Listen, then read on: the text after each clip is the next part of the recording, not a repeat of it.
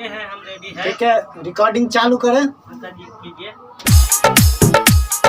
ध्यान देवे, ध्यान देवे, ध्यान देवे। जी हाँ माँ बहन जी, ध्यान देवे। अपना सबका पसंद, अपना सबका छाप छे मोमबत्ती छाप, मोमबत्ती छाप। सुनु चाचा चाची, सुनु भैया भौजी, सुनु भैया भौजी, कि चाची मोमबत्ती छाप पर बटन दबाई दबाई के इनका जिताइए देवये, कि चाची मोमबत्ती छाप पर बटन दबाई देवई के इनका जिताइए देवये।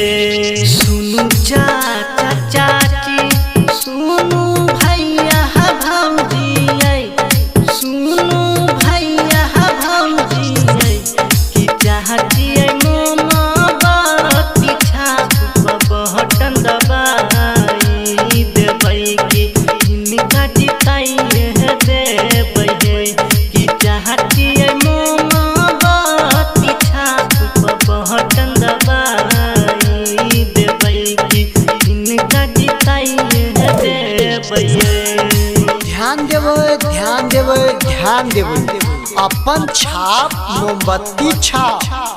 हाँ चाचा चाची, अपन छाप छिए मोमबत्ती छाप, मोमबत्ती छाप, मोमबत्ती छाप।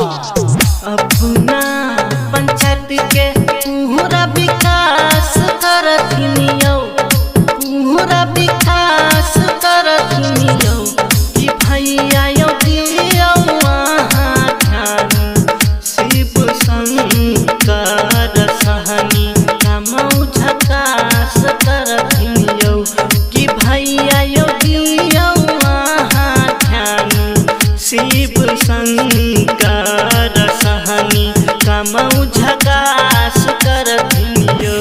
अपना पंचायत के पूरा विकास करथिन यौ, पूरा विकास करथिन यौ, कि भैया यौ दियौ अहाँ ध्यान, शिव शंकर सहनी कमौ झकास करथिन यौ, कि भैया यौ दियौ अहाँ ध्यान, शिव शंकर सहनी कमौ झकास करथिन यौ।